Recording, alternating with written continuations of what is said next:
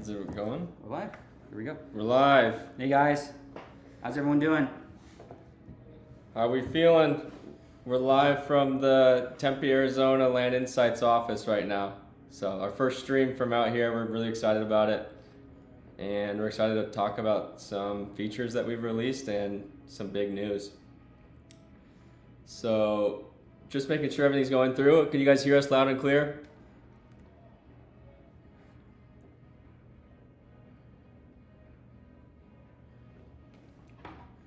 Epic.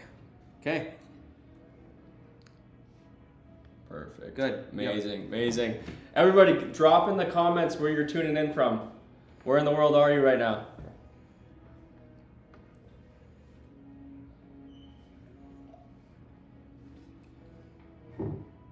Yes, they can hear us. Brian. We got Sam in here. We got Jerry. the Mad Viking. Jerry, how you feeling? Chris. Happy Friday. Cleophas. Sam, what's up? Brian's at the Land House. If you guys didn't know, we founded the Land House out here in Arizona. So the whole reason why I moved out here was to grow Land Insights with Kyle, and decided to make it one big journey, and decided to purchase a big house out in the foothills out here. Called it the Land House, and now we've got a big crew of land investors from LIA living in it. So there's gonna be a lot of content coming your way, a lot of tomfoolery, of course. So it's been nothing but fun.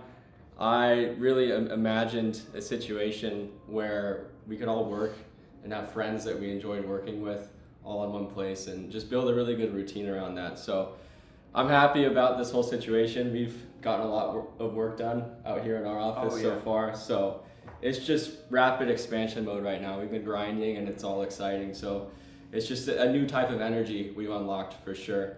So it's amazing being with this guy, and hopefully we can get Sumner moving out here real soon. I know he's coming out in June, so if anyone wants to come out in June, we're thinking about throwing maybe a little event, a little meetup out here. And I know, I think Justin from LIA is throwing an event in San Diego this weekend. So Justin from LIA, I don't know if you're in this call, but feel free to share any details in the chat on that meetup in San Diego. But we plan on doing some stuff out here in the Phoenix area.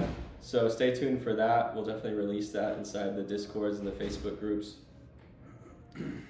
But Kyle, where do you want to start? Yeah, I guess we'll give a life update. So you kind of give an update on your end. So you've created a land house. On my end, just traveling a lot, just traveling for fun, traveling for business. Obviously, we're hanging out a lot more. You know, Rowland and the guys at Land House, they're a lot of fun. Oh, I don't know why. Oh, my video got cut off. All right, hey Sumner, you there? Can you guys hear me now? Yeah. Okay. I think it should be better. There's still terrible feedback on my end. Apologies, everyone. Perfect. Yeah. So I mean, Rowland and I are going out and shooting guns. He lives like right next to a pretty cool gun range, kind of like public land. Yeah, and just loving hanging out with my family, and I guess a big life update. So I have kind of two land businesses. I have one that's my own, and then Rowland and I are partnered in one. But in my personal one, we did over 100K of profit this past month. So I ended up rewarding myself with a Rolex. So I got a Bluesy Sub, if anyone knows watches. And close-up shot, Bluesy. Where's the Mad Viking at? What's the valuation? Hopefully I didn't overpay, Jerry. So that's been exciting. I love wearing it every day. I don't know, there's just something about wearing something that reminds you to keep grinding, I guess and I just love how it feels. The weight on your wrist is great. Jerry said epic. All right, awesome. So yeah, I'm planning on doing a lot more traveling this year. I'm pretty much traveling like every month till the end of the year. So yeah, that's my life update. Sumner, what's your life update? Well, we'll save the life updates for this one. I want to get into the meat and potatoes. You guys make it to the end. We can talk about the personal stuff. A short life update. Sarah's birthday this weekend, 27. We're going paragliding, training, quads, some ATV. We got a super nice house here in Watsu, but the power went out. It's been a bit of an internet.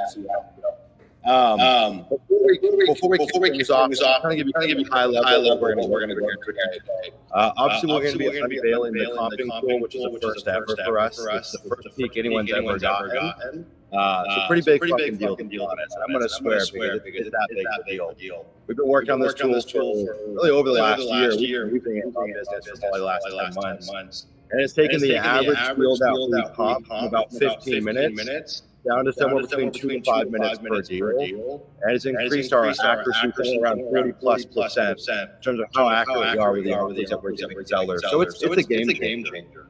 And this has allowed us to, like, cold texting, for example, double our cold texting output without adding more team members. It allows us to have faster speed to lead, better offers for sellers. I mean, it's a crazy thing. So we're going to go through that today. We're going to talk about recent price changes that we've made inside of Land Insights, some pretty big savings that we've unlocked for our users. We're going to talk about the road frontage scrub that was released last week, which is pretty gangster. If you're into subdividing or exemption-based subdivides, you're going to like that. We've added some new infill and Subdivide metrics to the market selection side of things. We'll talk about that. You guys are pursuing kind of like the classic infill flips, or you want to get into subdivides this year. We've got some cool market selection features that I think you'll like. And then we're going to go through like a state of the market update. So we're going to talk about what we're seeing in the land business right now, how our land business is doing. Teaser, we had one day this week that we locked up $220,000 in profit from 3 contracts in one day. So it's been booming for us. I'm curious to hear what Ryland and Kyle are saying. And then maybe we'll touch on some of the personal stuff outside of it. If that sounds good, I need you guys to do me a big favor. My mom watches all of these calls, and there's nothing more embarrassing than when she sees this call and there's no likes on it. It's just humiliating. So if you could give this a like for my mother, that would mean the world, guys. And it shows us that it's worth making more of these. These are a labor of love. So give it a like and throw any questions you guys have in the chat. Let's get that chat booming. And yeah, we'll get the party started.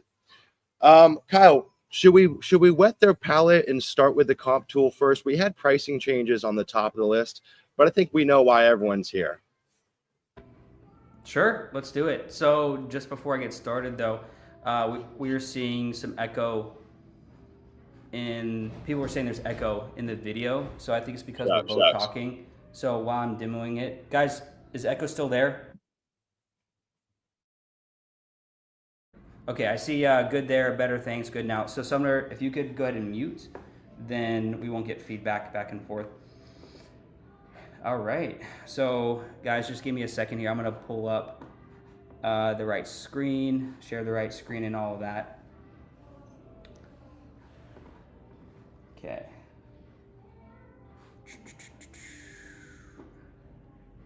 Present, screen, entire screen. 1 second, guys.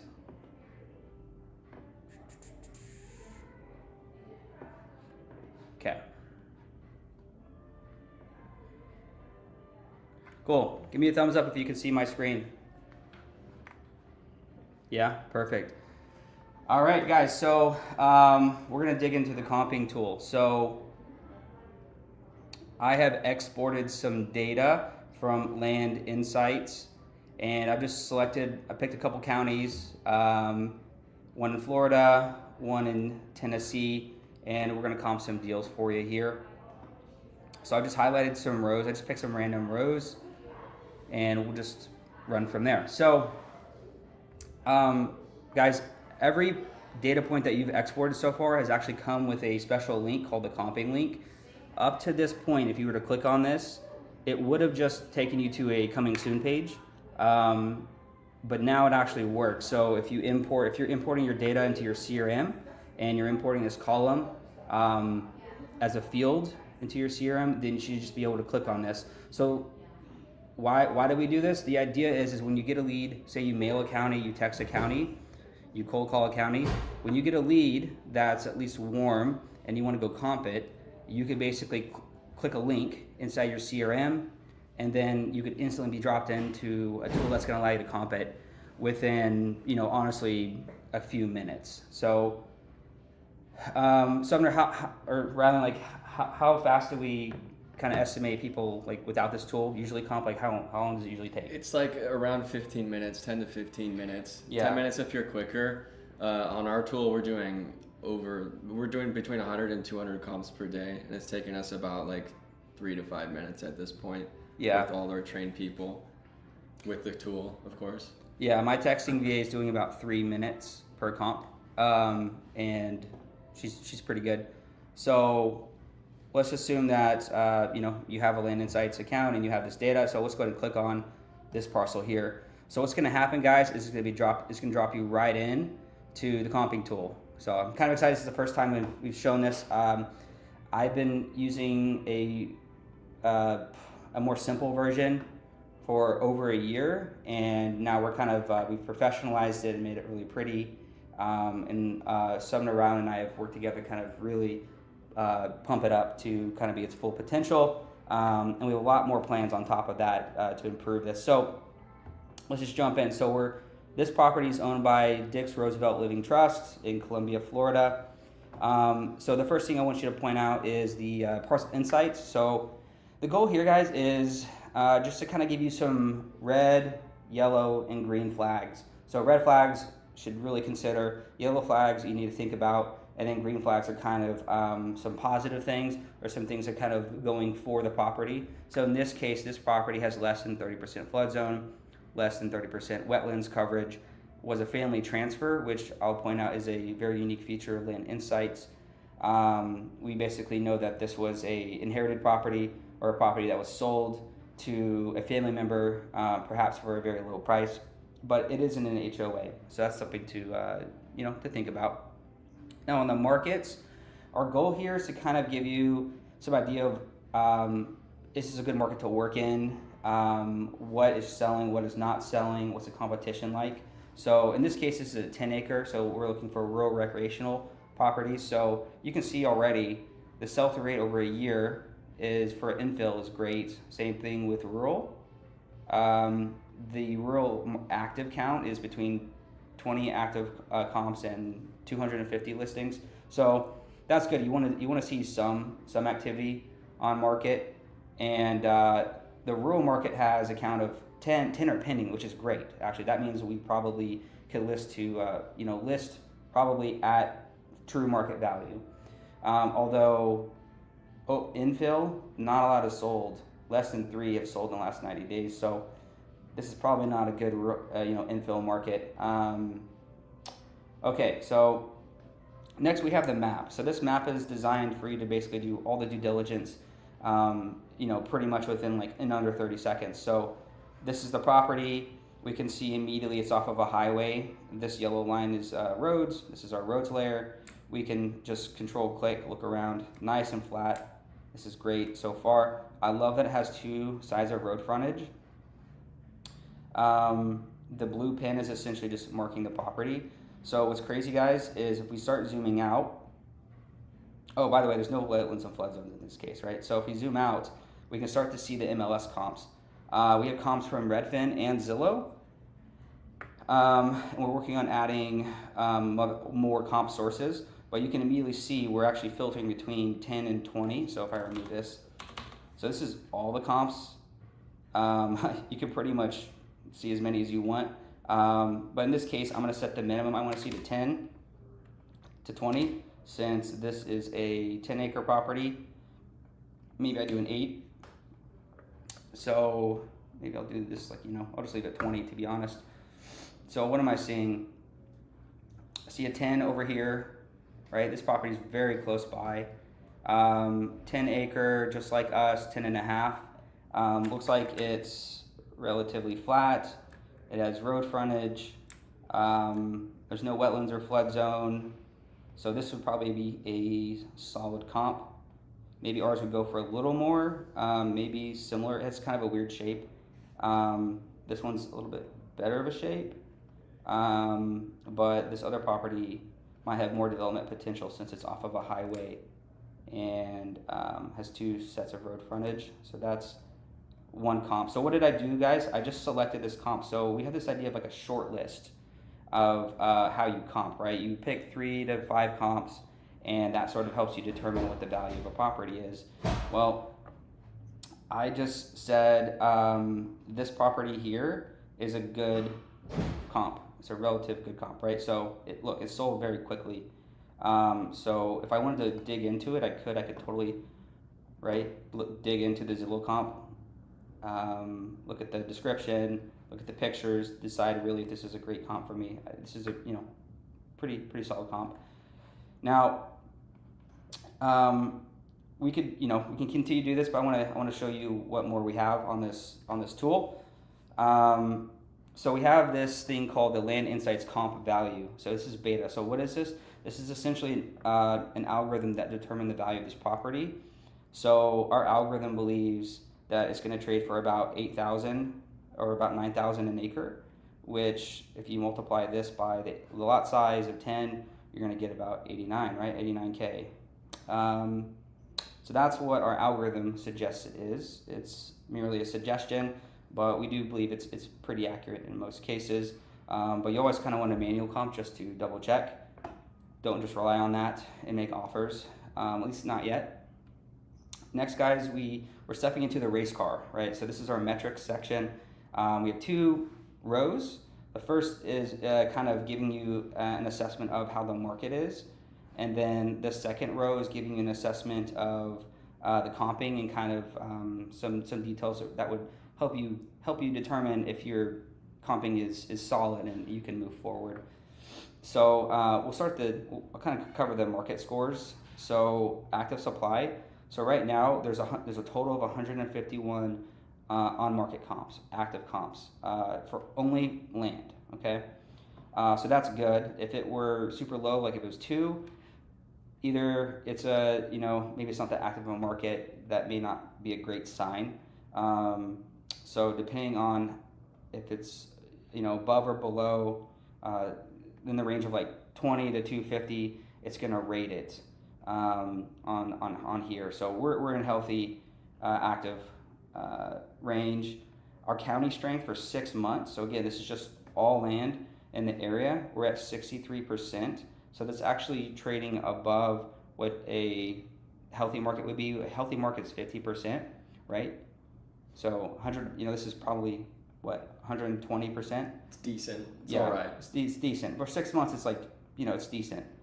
For now, this next one is like very interesting. So we actually rate how easy it's going to be to price this, and this will kind of give you an idea of like, I can say for sure that it's probably going to trade within 5 to 10K of what I comped it at. So we're looking at just the 10 to 20 acres here. This actually changes. This acreage range changes based on the size of the property. So we have a kind of a selection criteria. We kind of, if it's a 5 acre, it might be 5 to 10. If it's 2, it's going to be different. If it's 100, it's going to be different. We're trying to select something that's going to be reasonable for the size of the property. So based on other 10 to 20 acres, they're trading in somewhat of a relatively similar price per acre. So in that case, we believe it's going to be easy-ish to price the property. All right, we're gonna jump into this in a second, but into these comping scores. But I actually just want to jump into comping this property for real. And yeah, so guys, we have a map up here. So like I was saying, you can select the comps that you want to base your calculation off of from the map. So you can basically select it from here, which is great. Some people are more map driven. I like this view because you can actually inspect the wetlands, the flood zone, and really get an idea of why did this property justify selling at 10.5, right? Or why did it sell at 1K, for instance? There are examples like that. So let's go ahead and look at the table. So this table is actually the same as this map here. So some people are more table driven, some people are more map driven.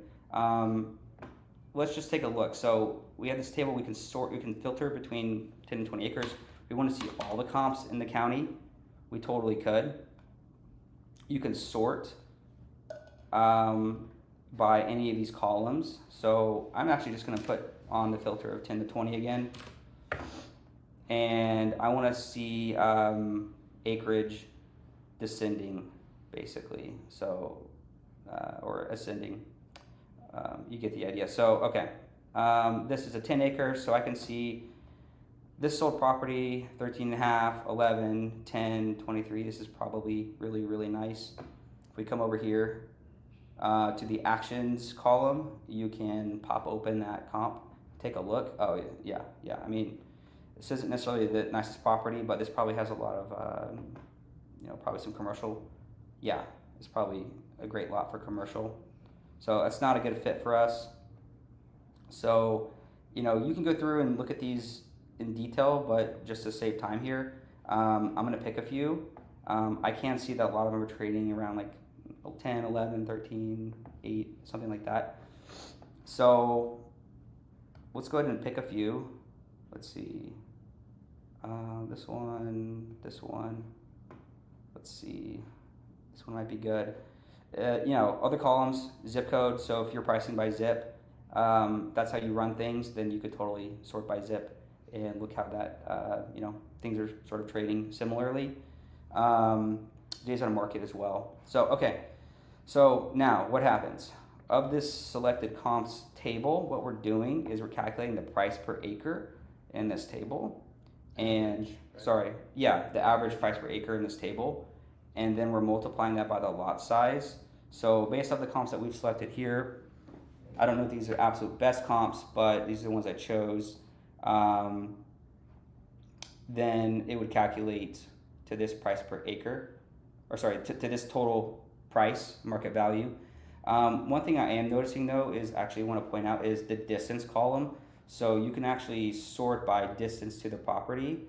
So let me actually remove these.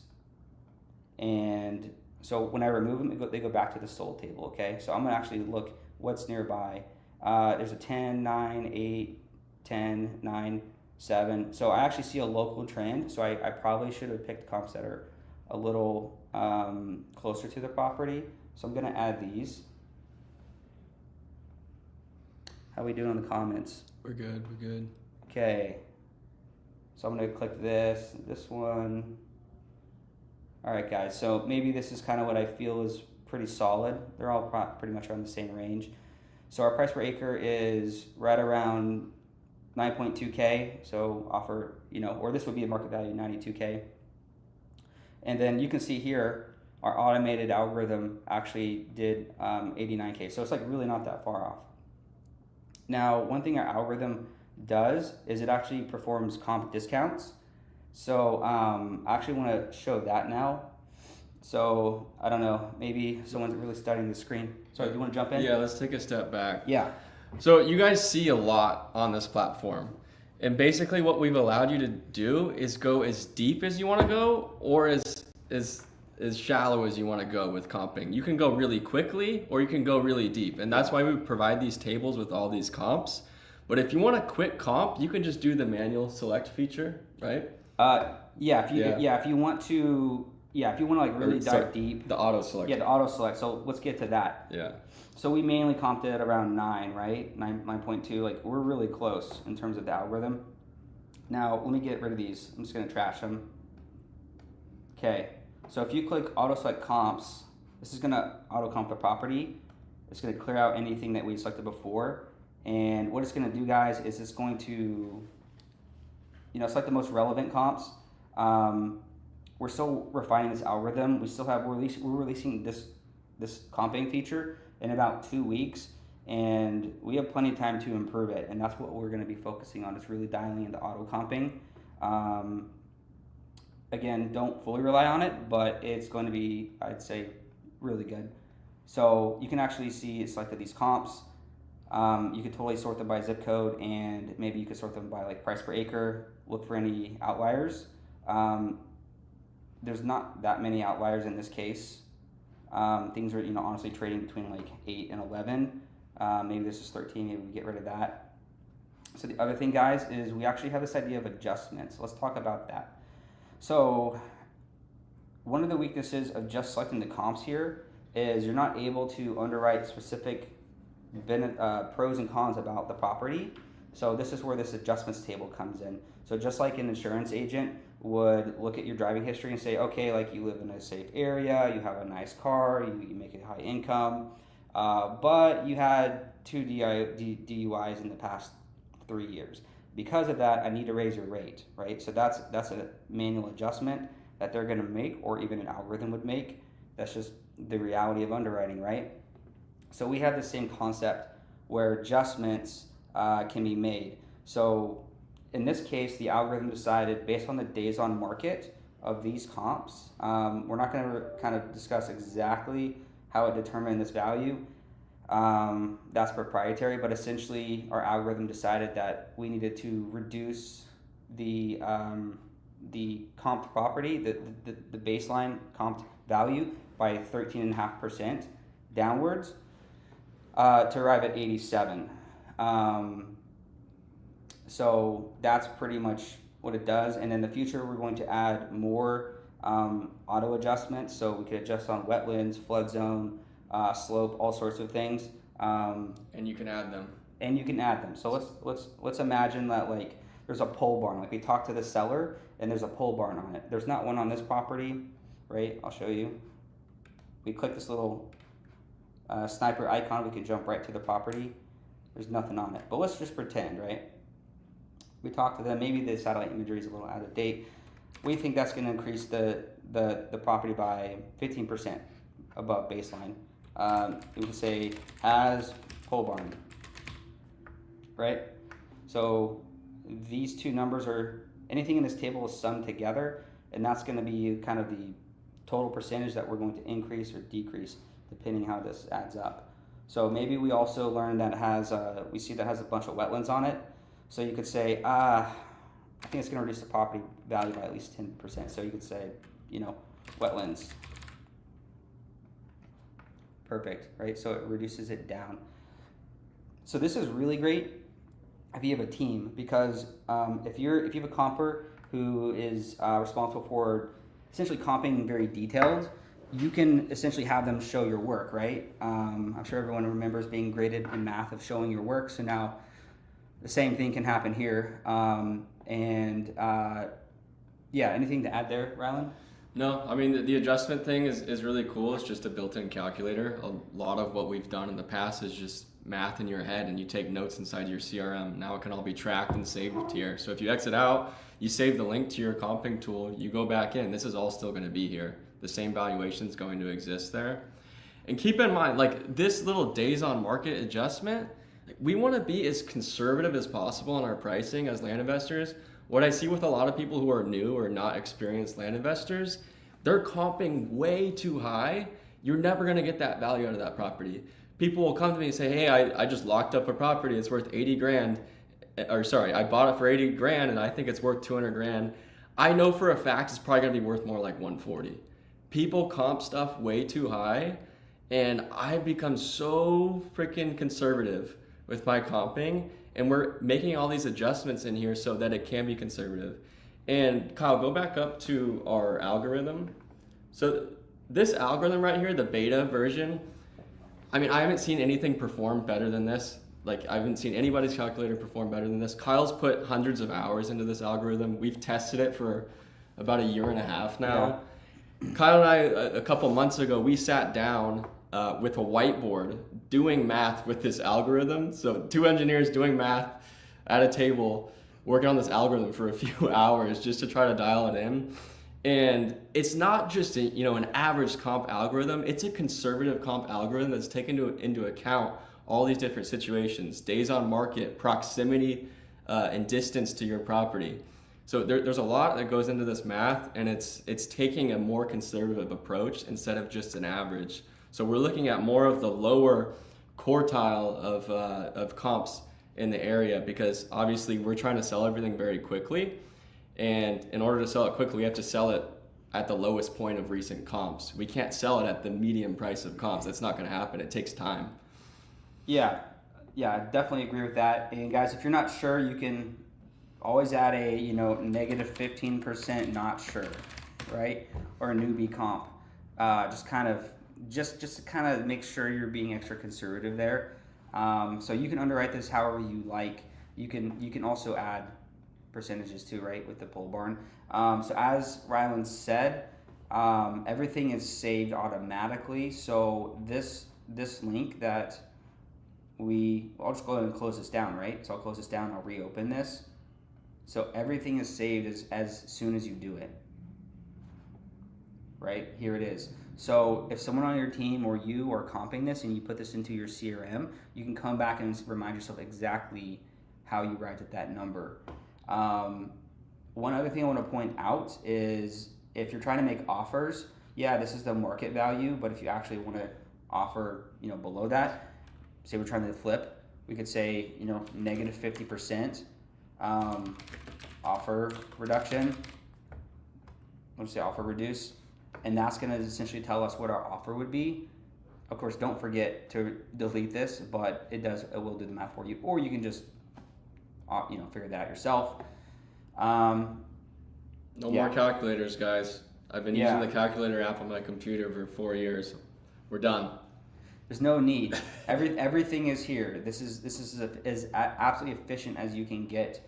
Where we're trying to balance the use of algorithms. There are some products out there that have attempted to create a comping algorithm, but if you talk to many experienced land investors, they don't use it because it's simply not accurate. We actually have something that we feel is quite accurate. My background comes from robotics, and I just have spent a lot of time thinking about this problem, probably over 2 years. The other thing is this tool allows you to be a sniper if you want to. So it strikes that perfect balance between automatic and manual, and you really can't get any more efficient. You don't need 20 tabs open anymore. You can do everything very quickly.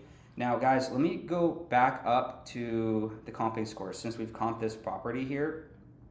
So right here, this metric is called the next logical sale. So what does that mean? That means if we're pitting ourselves up against the competition on market, we're essentially more attractive than our price, or our price per acre is more attractive than basically 90% of the on-market competition, right? So that's good. Like when I'm comping properties, I usually tell my team you need to be at least 90% beating the competition. So only 10% is going to be better price for us or than us. But maybe their properties are worse, right? So hope that makes sense. The next thing is we have suggested comp count. So we recommend having at least 4 comps. 3 is great too. Sometimes you're working in counties where there's only 2 good comps, right? That's fine. But we'd like to see you have at least 3 to 4 comps. So that's what this is. So if I were to remove one here, right, you can see it removing, kind of going down, right? And the price changes automatically.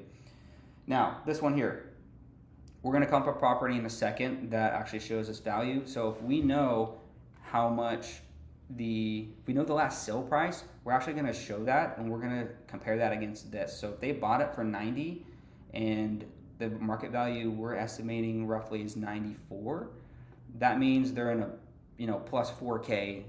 They're going to make 4K if they were to sell it to us at market value, right? But sometimes you run into cases where they bought it 20 years ago. Maybe they bought it for 20K and we're going to offer them 60K. Well, they're going to make 40K on the sale of that property, even though we're buying it at a discount, right? So this kind of gives you a gauge of at least where their mindset might be, right? It's not this be all sale. It's just something to consider. Can I jump in? Yeah, go for it. Yeah. So the 2 most valuable meters on this screen that I'm seeing is next logical sale and owner makes money. So I'll start with owner makes money. A lot of us are going into negotiation blind, and if you were to just be able to see how much they bought it for and actively see that while you're comping it, it's extremely valuable. Let's say somebody calls you immediately and it was a mailer. Maybe you sent a blind offer, or you sent a cash offer, they call you. You pull up this comping tool, you're immediately going to see how much money they bought it for, and you're going to be able to adjust your offer based on how much they bought it for. So let's say this guy bought it for $5,000 10 years ago and it's worth 300 grand now. I might offer like 30 grand because he's making money. So you have, I guess, runway to move on with sales based on this information. So if you can see it easily, like here, you can very quickly negotiate and figure out what your runway is for negotiation upwards. Now, next logical sale, obviously everybody knows that's important. It's very difficult to comp and keep adjusting between Redfin and Zillow, saying, oh, okay, it's selling at this, but what's on market right now? I have to go move into the next tab, everything. Now it's all in one place. You comp it, and then you might realize, oh, it's too high. I need to adjust my offer lower because a lot of stuff on market's lower than that. So it helps us adjust, what we really conservatively think it would sell at. Our goal is to always be listed as the lowest thing on the market so that we can move quickly, especially if you're double closing. You need stuff to move quickly or else you won't have a deal. So you really need to monitor that. So the one to the left and one to the right at the very bottom, those are my favorites, of course, and then everything else is very useful as well. But those two are game changing in my opinion. I think we're gonna do a lot better profit margins in the future with our team with this available. So I'll keep you guys updated, but I think profit margins are going to go up significantly with all this information easily accessible. Yeah, totally. I'm gonna hop in real quick. Go for it. Oh, is the audio okay? It should be fine now that we've muted them. I apologize for the echo. A couple things that I want to hit on too. We've got a bunch of questions in the chat that we'll get to here in a second. I want to make sure no one's left high and dry in there. I want to really hit on what has this done for us, right? And we'll have Rylan share or Kyle share. What are the actual impacts of having access to this? Because it looks cool and it has all these bells and whistles, but it's like, who cares about the tech? Tell me what it actually does for me. So one of the questions in the chat was, can you use this for blind offers? This is more about individually comping properties. So inside of Land Insights, you have access to all MLS comps, and there's already some solutions that might help with creating blind offers. In the market selection process, we include all the pricing intel. This is more about comping individual properties. So where this comes up for us is if you guys are using kind of outbound channels like cold texting, cold calling, RVMs, anytime where you have to bring an offer to a seller quickly, right? If you're making cold calls, many sellers are going to say, give me an offer right now, or show me a range offer, or break down where you guys are at on the deal. Now, if you're using a different channel like mail or anything else, PPC, what have you, when a lead comes into your business, one of the biggest things that we've found that dictates our success is how many of the leads that are coming into our CRM every month can we get on the phone. So for example, this month we've had 135 new leads in our land business, and I'll share all of our numbers here in a second in terms of our business this month. So the question is, can I get 135 of those people on the phone? It's actually pretty hard to do. Like most land investors might get 60 to 65% of those people on the phone, but you're just going to do less deals by virtue of that. So what we found is that how quickly we send out our first touch, the speed to lead, partially dictates our answer rate. So we can get more people on the phone and do more deals if we can underwrite the deal faster and get them on the horn. So many new land investors do the cardinal sin of underwriting, which is they spend a day to underwrite the deal to call the seller tomorrow. That's always a bad idea. Or worse, they wait for a realtor to give them a comp value before they ever make the first call. So this essentially avoids a lot of that work. This also increases accuracy. I mean, you could be a monkey on a keyboard and still figure out what a deal is worth. So many land investors like Rylan is talking about are way too optimistic, or they're just looking at the wrong math, right? I see a lot of land investors that go and look at 5 acres that are 20 miles away that are not similar to their 5 acre, and they underwrite off of that. Or one of the big cardinal sins is that they go and aggregate every single 5 acre for a county and try to create some average off of it, which is like royally misleading, either way too low or too high. So we're talking about we can scale our marketing, right? If you're using outbound channels, you can do more with less people. We can increase our speed to lead, which increases our answer rate, which increases the number of deals that we do. And we can increase our offer accuracy years. So that's like for us, that the big value stack. And we've been using this for a year. It's insane. Just from our acquisition team, each AM is saving 2.5 hours per day. So we bought back 2.5 hours of additional time for each one of our acquisition managers, which now we get to make more dials and do more deals. On our texting side, one texter for us used to be able to handle about 30,000 texts per month. Now each texter is doing double that. They're doing about 55 to 65,000 texts per month per one texter inside of our platform. Rylan, do you have any stats to share in terms of what it's done for you, or same for you, Kyle? Yeah, so I used to have 2 compers. We've cut it down to 1. So this comper's working between 7 and 8 hours a day. She's comping about 100 to 130 properties per day in that time. So she's flying, absolutely flying. And she's not just, quickly making an offer. She's seriously underwriting these. So our funnel is simple. We qualify people by price. So we quickly glance over the property. This is if you're texting. Mail's a different story. But if you're texting, we qualify by price, right? So we quickly go into this tool. We look at the property, somebody wants to sell, okay, we can offer you this. Very quick. We'll do like the auto select stuff. We'll look at the algorithm sometimes and then make an offer. When people accept it, that's when we go very deep. And we analyze everything: flood zones, wetlands, slope, stuff listed on the market, what they bought it for, everything like that. We go deep. So this platform is great for just being brief, and it's great for going deep and taking notes on everything. We have these notes sections, we have the adjustments. It's been amazing. My team cannot operate without this right now. We could have not scaled without this system that we've created in here. So it's been amazing, and I mean, it just keeps getting better and better. I mean, we've released a couple things in this iteration since the tool we've been using over the last year and a half, and it's been game changing. The team just wants more and more of these.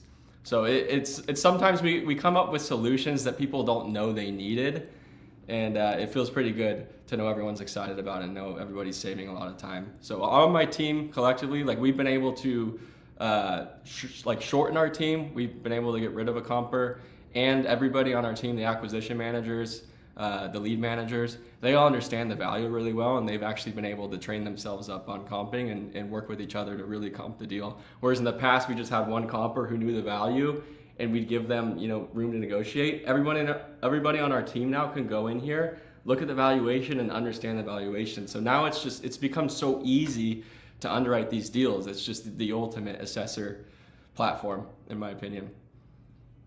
Yeah, so I'm gonna chime in real quick. And there's a lot of people that asking if they can price lists on this. Again, guys, we already answered that question. This is for comping individual deals. Rylan and Kyle can talk about. Looks like there's feedback. Rylan, I'm gonna. Sorry. So make sure you guys keep your mic muted so there's no feedback. This is for comping individual deals. We do have features inside of Land Insights that help solve for pricing mailers. We also have a mailer pricing kind of suite of tools that we're thinking about releasing at some point. So we can talk about that at a later date. One thing that I wanted to say is I talk about this a lot on YouTube, but really our goal as business owners, if we want to keep on growing, is how can we have more leverage than anyone else, right? And so when we think about leverage, you could have leverage through media, you could have leverage through capital, you could have leverage through labor, and you can have leverage through code. And again, I think this is kind of the first time in the land business where we're creating leverage through code. So our team size has gone down, kind of like what Rylan was saying. We've got one underwriter on our team right now. You know what's funny is our underwriter and our acquisition team. So when we send out a text to a prospect and we're doing cold texting, my texters, they create a range offer, right? What's so funny is the range offer that they're creating is 90+% accurate with exactly what our underwriter brings back to us, because they're using the comping tool, and even within a 2-3 minute comp through the tool, they're pinpoint accurate. Now, excluding some weird deals with title issues or whatever, but it's pretty interesting just to see that accuracy. And if we look at it all the way through the chain of text to underwriting to even the acquisition offer that our team makes, it's pretty on the nose. I'm going to go through the questions real quick. Actually, let's just break this up for one quick second. Just to add maybe a little bit of excitement, let's talk about numbers for our land business this month. Let's break it up, because again, I think a lot of this stuff feels very technical. Let's add some sauce to it. Rylan, I don't know if you have any numbers handy, or if you do, Kyle. I know Kyle just had a 6-figure month. I had my team fire up some stats for March, and we literally do everything inside of Land Insights, from picking our markets, pricing our markets, pulling our data, scrubbing our data, comping our deals, finding our realtors, editing our photos. We live in this tool day in and day out. So this is as the 13th of this month is off by 1 day. So 13th of March, so far we've had 135 new leads. 34 of those have been converted to hot leads. 13 have been converted into contracts sent. We've had 6 contracts signed, which includes 7 deals. So one of those contracts had 2 properties on it. The low end estimation of our pipeline profit, which is always a bit of a range, the lowest, most conservative end from those 6 deals is $388,000 of pipeline profit added for the month. And we've dispoed 6 deals. So 6 deals on the dispo side. Again, our dispo numbers are better because we're working in the right markets. We're editing our photos. We're selecting our realtors through Land Insights. It really is every corner of our business is now being taken care of by Land Insights, which is pretty crazy. And our business continues to grow, even though our team size hasn't been growing as well. Everyone loves to make having a big team seem very sexy and like a big goal to have. To be honest, it's kind of a nightmare. I would take a small but very effective team that's highly leveraged, that brings home the bacon, than a giant team. So I don't know if you guys, Kyle, Rylan, if you guys have anything to share on that, just in terms of what you guys are seeing currently. Yeah, Rylan, jump in. Yeah, so I've got my my whole assembly line of land right now pulled up. So what's funny is what I've realized, I've been through about 4 seasons of land investing in total. And what's funny is I consistently see us picking up with purchase agreements in February and March every year. We go crazy. Everybody starts wanting to sell their land. I don't know what it is, but the last 2 weeks we've been cranking. I think we're at 4 signed purchase agreements on average over the last 2 weeks. Where usually it stays around 2 to 3. So we're cranking right now. Looking at my list, we have 14 properties awaiting to be listed on the market right now. These are going through title, they're waiting to be listed. It's a mix of double close and flips. We have, how many listings? 25 listings on the market right now. We have 7 properties that we own ready to be closed with a new buyer. So we're cranking right now. We got the assembly line going, but what I've noticed specifically is our signed purchase agreements are going up. And we've made a few changes in our business. We've really focused on speed to lead lately. And with everything combined in Land Insights, the comping tool, a quick comp, and all of our acquisition managers understanding the value of the land, we're able to very quickly crank out these offers and negotiate. So our speed to lead, we used to be waiting a day between each transaction of communication. So each phone call, we'd be waiting a day between each because you would need feedback from somebody on the team moving the chess pieces. But now with everybody on the team understanding the value of the land, we're able to quickly make offers and be confident with those negotiations so that we can lower the time between communication with our sellers. So speed to lead is very important. So any systems you can put in place is going to be important to getting these purchase agreements signed, because the slower you are, the more unmotivated these sellers will get because they don't think you're professional. Yeah. Totally agree. Yeah, my team pretty much operates off of this system, and I don't have to be in the day-to-day of comping. Just basically just high level, we're approving deals at the top end. Just makes everything very efficient, and like Sumner said, you can run with a very slim team. So let's go over pricing a list with this tool. So people are asking, how can you price a mailer? We can use the selected comp. We can do an acreage range with the selected comps. Select those, go by price per acre. Yeah, guys. So you could basically, when you export a property, you could pretty much, or a list here, you could come in, you could sort it by acreage, just like I did. Like you can do A to Z. Here's a 10, so you could pick out a 10.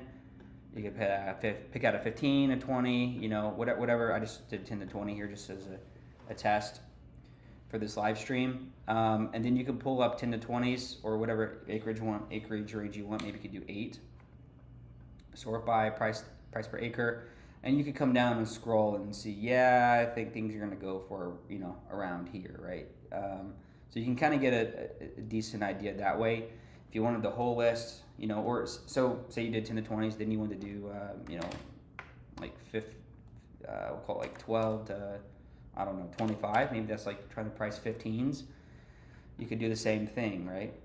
Just scroll down and get a real feel of how things are trading. And yeah, that is a way of kind of getting started with pricing your mailer that way. Yeah, so you can price your mail in here. We're not saying you can't. It's probably the best idea to price your mail in here. But the way I always do it, the way I've taught my team how to do it, is we go increments. So we'll go by, you know, the most common pieces of land that are selling. So we always start with like 5 acres. 5 acres are very common that sell. So we value what that price per acre is for a 5 acre. Then we jump up to a 10. We jump up to a 20, 40, 100. Then we fill in the blank with a linear equation to you know, figure out the valuations of a 12 acre, a 13 acre, you know, something that's less common that's being sold. So yes, this is a great tool to price out your mailers. Obviously, you're going to need to do some Excel work to drag out these offers, but I highly recommend comping your mailers inside this tool.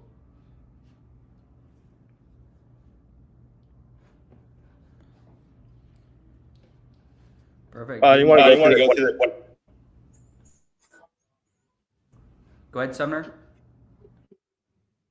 You guys want to go through the questions in the chat?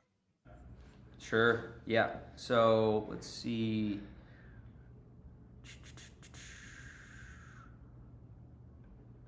We already addressed, can this be used to price blind offers? Can we price a list with this? We just addressed that. Yeah. So let's see. Okay, Caleb asked a question. I missed the beginning of this. So does this comp tool pull the MLS layer that we see in the data platform into a CSV spreadsheet, kind of like this? But yes, exactly. And on top of that, Caleb, when we release this feature, again, at the end of this month, the 31st, we will also be introducing Redfin comps. So what you've been seeing on the data platform is only Zillow comps. We're adding Redfin comps. And what's crazy about that is basically we're doubling the density of our comps. So you're going to see even more, which is great. So everything is collected in one place for you. So you should be able to comp things very, very, very quickly. I'm going to break your computer. Any Land Insights user that is using Redfin or Zillow, from their UI, I'm going to break your computer if I see you using it after we launch this. Don't let me see it. If we combine Zillow and Redfin for you, this is the absolute game changer, and organize it like this is it. Yeah. So Land Insights users, if I catch you using Redfin or Zillow on their homepage, I'm breaking your computer. Yes, exactly. Yeah. I hope that answered your question, Caleb. Let's see. Now, Sumner, do you want to jump into the launch control? Yeah, so I just shared something in the chat, guys. You'll see a banner here, just a quick intermission. First off, this is only for super advanced land investors. If you're a new land investor, you could attend, but frankly, a lot of the stuff is going to be way over your head, and that's okay. We're running a 5-part webinar series this month. It's totally free to join, showing how we use Land Insights in launch control to create a really efficient marketing channel. Now, the reason I say this is for new people is that you really need the infrastructure to support cold texting. You need a comper, you need probably an ops manager because you're going to do a crap ton of deals. You need an acquisition manager, and you need a texting manager. So if you're brand new, there's a reason we teach the playbook that we teach inside of LIA with direct mail. You start with that, you bring in revenue, you build the foundation, you build the team, and then you stack on cold texting. But really, no one has the cold texting KPIs that the three of us have. And it's all because of launch control. I see a lot of land investors that are getting one contract per 30,000, 40,000, 50,000 texts. We're averaging about 10,000 to 11,000 texts per deal. And we have some months where we're at like 5,000 texts per deal. And a lot of it has to do with how we're marrying these two tools together. So we've created a pretty cool partnership with launch control. So yeah, pretty damn awesome. I put the link down below, or you guys will see it on the banner here. Also, while we're at it too, some of you guys might know, some of you with Land Insight. So if you guys want to get like a deeper demo on the tool, what we do on these calls is we pick a market for you in real time to demo the tool. We export that data for you. We scrub the data through the AI scrubbing. We give that all away for free at the end of the call. So if you guys want to see the platform in real time, we'll pull a market, pick a market, scrub a market, give you the market, so you guys have a nice little bundle of hot leads for you guys to go and actually test drive this. Because like the tools are sexy and awesome, but what matters is, does it actually drive impact in your business? So if you guys want to test it, you guys are more than welcome to, and walk away with a free market and free data. I just put that down below for you guys right there as well. Do you guys want to go through some of the recent pricing changes, or do you guys want to, is there more that you want to cover here on the comping tool? Yeah, well, there's a few questions I want to get to on the comping tool side. So let's see. Sam asked, are you getting non-disclosure states? Can you comp deals in non-disclosure states? Yes, you can. JD asked, will it recognize, eliminate, duplicate properties from Redfin and Zillow? So yes, it does. We do deduplicate. So maybe a few slip through the crack, but we're probably getting 95% of duplicates out of the way. Yeah, so you won't see a table with a lot of redundant information. So I hope that answers your question, JD. Last thing, guys, I do want to cover a couple more things on the comp tool. Actually, you can comp with sold comps. Sometimes there's not a lot there. You can also comp with active comps, right? Of course, active comps are a little bit more optimistic, so maybe you want to add an adjustment to feather things down a little bit. The last few things on this page, I know it just keeps going and going, right? There's a notes section, right? So you could, if you notice something on the property, like, yeah, okay, road frontage, in this case, road frontage has two roads, maybe you could say, no wetlands, no flood zone. You could have you or your team can come up with their own nomenclature. And yeah, I mean, pretty much you can put whatever you want in here. You can do lists, you can bold things. It's pretty much a pretty simple editor, and things are saved automatically. You can also get a quick, idea of the market and how things are moving in the market. So 30, 90, 180, and 360. You can see how the STR is at the county level. Just for this acreage range, that's kind of relevant. So remember, we're like a 10 acre, I believe. So 10 to 20 acre. If I were to sort this, so you can see, yeah, we're pretty darn strong for 360 days. A lot has been sold, and this is very important, this total sold, because you might have a ridiculous looking STR, just so good, like 300%, and then you see that there was 3 properties sold and one's on the market, right? So that's not very helpful. So you get a really true sense of what's going on in the market over time, and then just like our due diligence platform, you can see all the details that you would want to know, like what's the owner, they happen to live in the zip code. Is there a mortgage? There's no mortgage, so we could buy it outright. What's the zoning? What's the current land use, right? All sorts of information. Okay, and assessed value from the county, and of course Google link and Google Earth link. Yeah, so guys, that's pretty much the whole comping tool as it stands today. We have many plans to innovate further on top of this. There's nothing like this in the market. It is the perfect balance. I believe it's probably the best comping tool that's ever been created, that lets you have your cake and eat it too. If you want the automated value, you can have it. If you want to sniper, you can do that too. So I think that's all I wanted to share on the comping tool, Sumner. All right. Yeah. Awesome, guys. Just as a reminder too, it doesn't matter if you're on the a la carte data or unlimited data, you guys get free access to this for life, unlimited access. You could comp 1,000 deals a day if you want to. So this is free for all Land Insights users, which kind of ties into the next point. So when we started this business, our whole premise was, over time, as the tool grows, we get to unlock better pricing, right? We get better economies of scale. And so Land Insights has been growing a lot, right? We've added hundreds of users since we've launched the tool. And so over time, we've been able to unlock better pricing. So I kind of want to share that with you guys in terms of the big pricing changes that we made in the last quarter. So First and foremost, you guys probably know that our a la carte data went from 6 cents a record to 5 cents a record at the beginning of this year.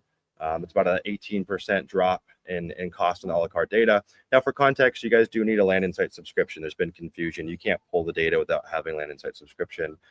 There's no minimums for that or any of that jazz. So you could pull one record if you want, or you could pull 10,000 records. And we have an unlimited data option at $4,500 a year as well. This is where things start to get really cool, okay? We recently dropped our Skiptracing down to 2 cents per record. That's the cheapest I've ever seen in any tool out there. 2 cents per record is pretty bonkers. It wasn't that long ago when I first started texting that I was paying like 7 cents, 8 cents a record for my Skiptracing. And in fact, we get people that join Land Insights that are coming from other tools that were paying like upwards of 10 cents per record for Skiptracing, which is bonkers. Now we've got two different Skiptrace options. We've got kind of a basic Skiptrace, name and phone number. And we've got a premium Skiptrace that you guys can use as well that gives you everything under the sun. Honestly, if you're doing texting or cold calling, you just need the basic Skiptrace. So just 2 cents per record and, sorry, loud motorcycle, and you're good to go. And this is where things get really nutty. So you guys know that I think we were the first person to ever create the AI scrubbing features within any kind of tool out there. And what's funny is all of these competitors, they don't ship any features, right? They just wait for us to ship, and then they just try to play the carbon copy game. They're like a cheap Chinese knockoff, I forget what they're like the Alibaba version of land investing tools. And so when we released the AI scrubbing, it was very expensive for us. There was a lot of cost behind the scenes to tap into these APIs and run the AI scrubbing. But over time, we've been able to unlock much better pricing for ourselves. And so we've removed the cost for all of our AI scrubbings, whether that's flood zone, wetlands, landlocked, the new road frontage scrub, that's all free. You can use it infinitely. And that's true for all future AI scrubs that we're releasing inside the platform. Again, it doesn't matter what plan you're on. You guys get access to the AI scrubbing. You do have to pull data from the platform, right? So that's kind of part of it. You have to be pulling data either a la carte or through Unlimited to get access to that. But that's a game changer. And that was a big hit to the business, right? A big short-term loss. But I think in the long term, it's going to work for our users. We had people that are spending $2,000 plus a month in their business on the AI scrubbing. So it's a pretty big cost savings if you're running this at scale. For you guys that don't know, rather than be curious to get your stats, or same thing for you, Kyle, but through the AI scrubbing, we typically, depends on the market, we usually remove about 40 to 50% of the properties inside of our data. And these are deals that we would never want to even market to begin with. And so like overnight, you guys can essentially double the efficiency of your marketing just through the AI scrubbing. It's pretty damn nifty. And we're going to show you guys here our new road frontage scrub, which is gangbusters. Now, we tested road frontage scrub against all the other options out there. And just like you would expect from Temu or Alibaba, they're horrendous. They're pulling bike paths as road frontage. They're pulling non-county roads as road frontage. They're completely getting the size of the roads wrong. It'd be a 1,000-foot road, but it says it's a 10,000-foot road. Just crazy stuff like that, right? Now, the reason that this feature is important is if you guys are in the world of value add, you know that road frontage is kind of the gateway. Like, we got to have road frontage for it to typically make sense, especially if we're playing the exemption-based game for subdivides. I just released a new video on YouTube going through that whole strategy. It's like a little hidden secret inside of land that in the right states, typically red states with enough road frontage, you could subdivide your deals with your eyes closed and double or triple the value of the properties. The problem is finding those deals when you're just mass marketing to a county or zip code. There's very few properties in that data set that actually have the right characteristics. So through this road frontage scrub, you guys can go plug in all the characteristics that you want to find these prime subdivided candidates. Now, when I first got my first subdivide deal, which was in Texas, this is probably 2.5, maybe 3 years ago. Dude, I had to spend $20,000 on marketing to get that deal, and it took me about 8 months of marketing to finally get that lead in. And a lot of that is I was just marketing properties that the seller wanted to sell, but there's 200 feet of road frontage. There's just no subdivide opportunity there. So we can walk through and demo that for you guys. Is there anything that I missed here, Rylan, Kyle? Anything you want to share?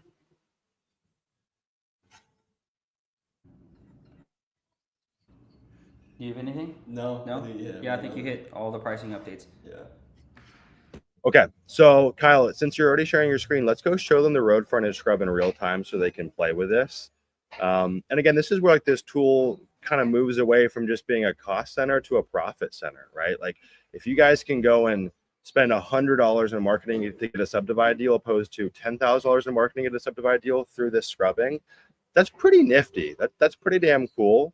And I think this business, like any arbitrage-based business, has changed a lot since COVID, right? All the low-hanging fruit, it's not really hanging low anymore, right? And a lot of these coaching programs, they're all shouting from the rooftops the same strategy that just simply doesn't work anymore.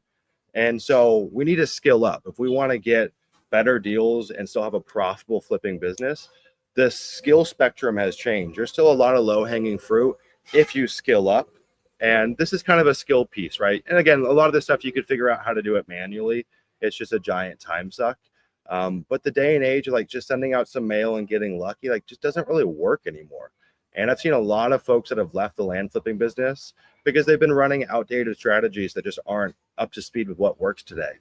A lot of what's still being taught is stuff that was like founded in like 1995. Like the game has changed, yet everyone's playing from an outdated playbook. So take it away, Kyle. Perfect. Had to find the unmute button. Okay, guys. So we're gonna go through the subdivision. I guess you could call it the road frontage scrub. Sorry. Okay. So I have already scrubbed a list, but I'm gonna show you how to actually do it in real time here. So the list is Warren County, Tennessee. So if you click filter parcels, we're gonna search for Warren County, Tennessee. There's a lot of Warren counties. We're going to be more specific here. Tennessee. All right, so we have a lot of comps here. I'm going to go ahead and turn off comps. It's just pretty noisy. Let's do, I don't know, what do you think, Rylan? What do you think our minimum acreage should be? 40 acres. Tennessee's minimum subdivide exemption rule is 5 acres, unless the county doesn't allow you to, but the statewide exemption is 5 acres. So you can do, with a 40 acre, you do 8 5-acre pieces as long as there's enough road frontage. So Tennessee's a very viable option to go hit subdivides, but since you can juice out so much land. Obviously 5 acres is the most valuable piece of land. Everybody wants 5 acres. So the smaller you can get it, the more money you can make, the higher return. Mm-hmm. So we'll do 40 to 300. 300. Okay, so we're at about 1,500 parcels so far. We're going to go over to structure. We're going to click AI, reduce the vacant land. So this only, right? So we reduce it basically by, by like 2/3. So this is great. So if we actually were to zoom in on properties, you could see these are properties that don't have any structures on them. The issue is there are plenty that are landlocked. So now we need to actually target properties that have good road frontage. So if we come down to, I'm going to collapse this. I'm going to come down to scrubbing. And I also don't want anything in an HOA. And now we have our road frontage scrub here. So guys, what do you think our minimum feet should be, Rylan? 1,000. Okay. So this is a scrub, so we don't instantly tell you the reduction, mainly because it's very compute intensive. So we actually calculate that after you export, but let me show you. 700, sorry. Do 700? Yeah. Okay. Let's do 700.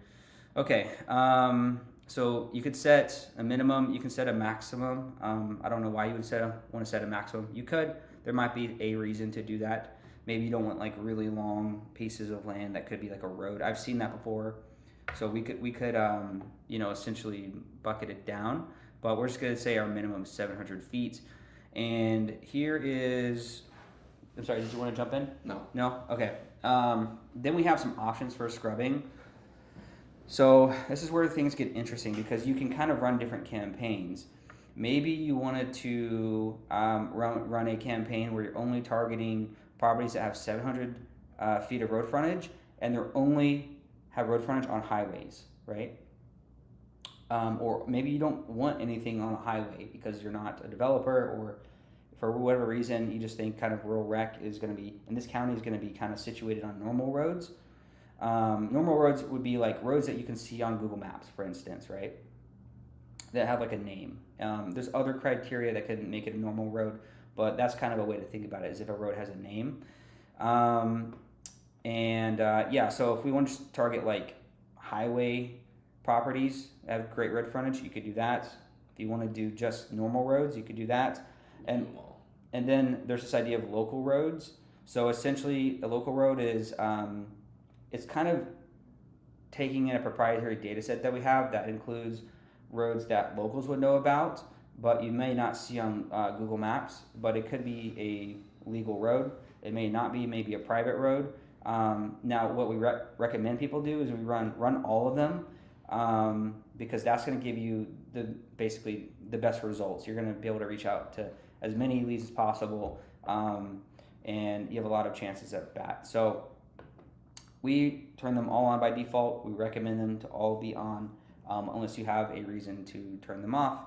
But yeah, so after that, guys, you're pretty much, you could also, if you're texting or you're cold calling, you could totally click 2 cent skip tracing, and you could export a fully skipped, ready to go Subdivide campaign.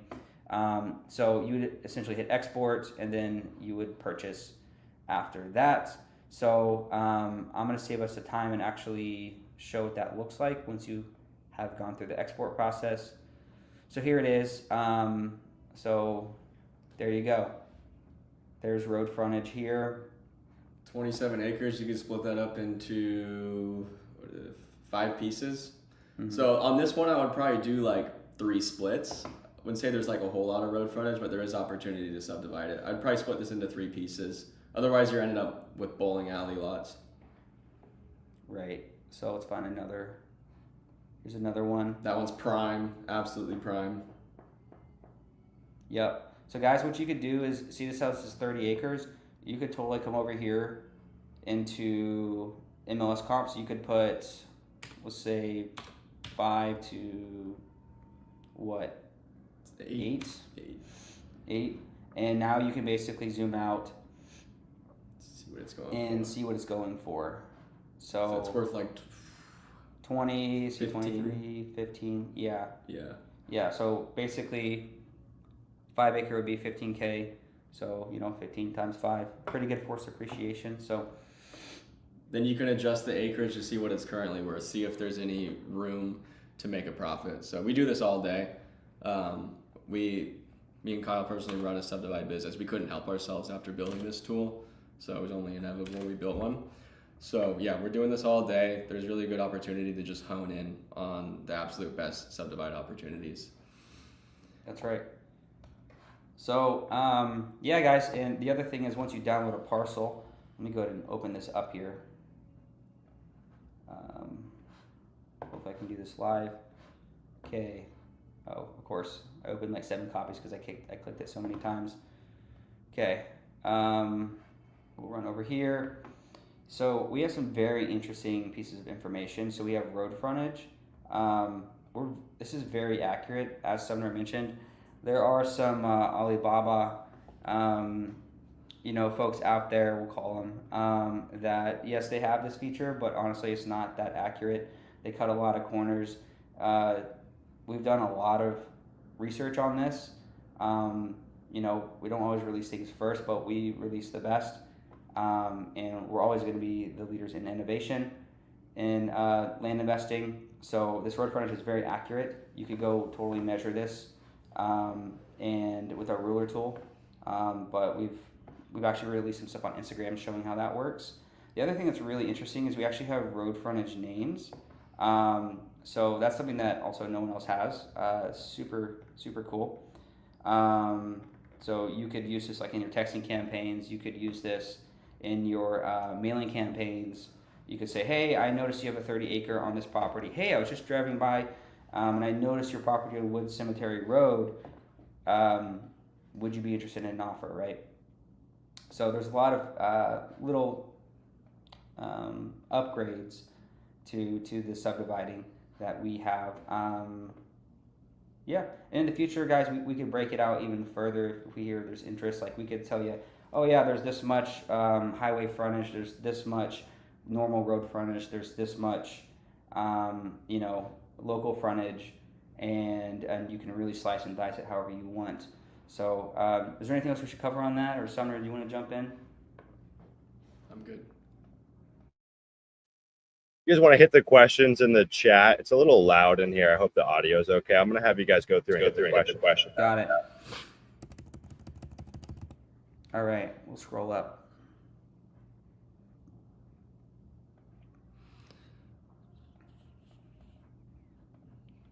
What advice would you give to your younger self when transitioning to larger deals in your land investing company? So, I mean, flips, usually the larger the deal, as long as you're like under 600 grand in its valuation, usually the bigger the deal, the easier it is to handle that deal, as long as you have access to capital. So that's my advice for bigger flips. But subdivides, it's a whole different business model. I wouldn't get shiny object syndrome. But if you're underwriting a deal and you realize you have 100 acres that's worth 2,000 an acre, and you realize 20 acres are selling for 10,000 an acre, you might be sitting on a really good deal. So just start looking. I would say start underwriting bigger acreage deals as if you were going to subdivide it, and slowly reach out to other people doing this and get education from them. The best way to do a subdivide and get comfortable with doing it is partner with somebody who's doing them. Because it requires a lot of capital. It's very difficult to get capital, specifically cash, for subdivide deals. So you need to go other strategies like seller financing in order to pull these things off. So I would start, with flipping, and I would be very hesitant to just go all in on subdividing. It's a very difficult business model, but when you get good at it, you get experienced over time. It's going to be the best strategy. So that's my advice. Object syndrome. But start underwriting them and partner with somebody if you think you have something really good. I'm going to chime in real quick on that too. I think I don't know how small of deals you're going after right now. So the advice could range depending on where you're at. Inside of LIA, we play in what we call like the mid-market pocket. Typically, most of our deals 25 grand to 300K or so as a list price. The value add stuff slightly outside of that. I would say don't try to do a 180 in your business. Don't turn off what's working right now, right? So it's like, I see a lot of people that try to just flip the script tomorrow. You need those flips that keep the lights on. And so the cool thing with the strategy that we run is that we get a lot of base hits, right? Every other day or so, we get a contract signed that makes us 15, 20K. Those are awesome. And then usually once a month, we'll get like a big 6-figure deal, 6 figures in spread. And so if you guys are marketing enough and you're profitable on your marketing through the flipping, you're going to get exposure to the big deals as well, which is pretty damn cool. Stuff on the big deals, you got to be in the right markets. So there's a lot of markets where you could acquire big land or big deals, but there ain't a buyer on the other side of it. Or same thing for the subdividing. If you're creating a ton of supply and there's not demand for it, I'd be very careful. And the cracks in your acquisition system are going to be exposed. So bigger deals typically are easier to do, but if your acquisition process and skill sucks, it's just not going to happen, right? These sellers can sniff out if you're weird or you're a noob or you're just off-putting. These are usually big decisions for the seller. And also these things take time, right? Most big deals don't just happen in a day. It could be many months, or for us, it's even been multiple years in some cases. And so you need a really good acquisition process so you can keep on showing up and have a system to where that's just happening on its own, both through some automation and then just like the manual touches at the right time for the seller. The other thing with big deals is usually there's multiple decision makers involved, right? Rarely is it just one seller. So you need to know how to handle those situations. How do you get everyone on board to make what for a lot of these sellers can be the biggest sale of their life? It's not something that they typically take lightly. So yeah, and there's definitely some upside with getting good at the data, right? Like kind of like what we're showing with the scrubbing here. That's definitely super helpful. But I think acquisitions is kind of the lifeblood, both in terms of skill and process. I'm going to hit a couple of questions in here real quick as well. Is there a tool to know where the counties for their do's and don'ts on subdividing? We have something like that inside of beta. We'll most likely release it here at some point this year. That'll give you a breakdown on the regs for every state. From a high level, typically red states are more favorable in terms of land use laws than blue states. So it's like a decent compass to use. I would also go watch my video on exemption-based subdivides. I show you guys the exact process of how to find this information, and it's pretty damn simple. I saw another one in here. Where did it go? There was one from JD. JD said, maybe it's been said already, but will we have access to training videos on using the comping tool before the launch date, which is the 31st of this month? Yes, we will be building content before the launch date. Most likely it won't be weeks before, but by the time this goes live, there'll be a content training library for you guys.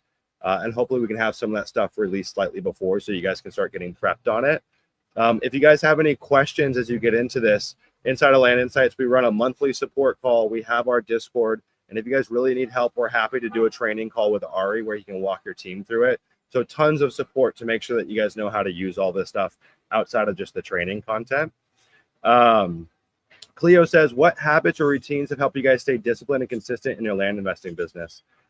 That's an interesting question, man. I don't know. I've never really had a problem with consistency. I think you got to know your why and have a real chip on your shoulder, and you never really have to think about discipline or consistency.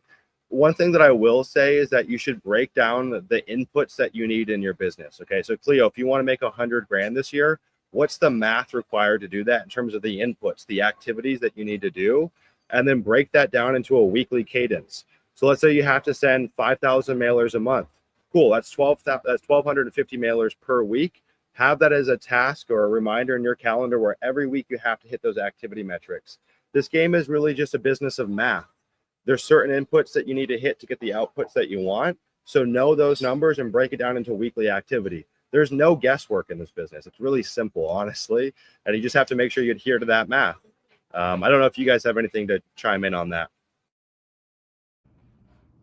It's easy when you're addicted, I would say. So get yourself addicted to this stuff and then obviously set goals. And if you don't reach those goals, you got to be hard on yourself.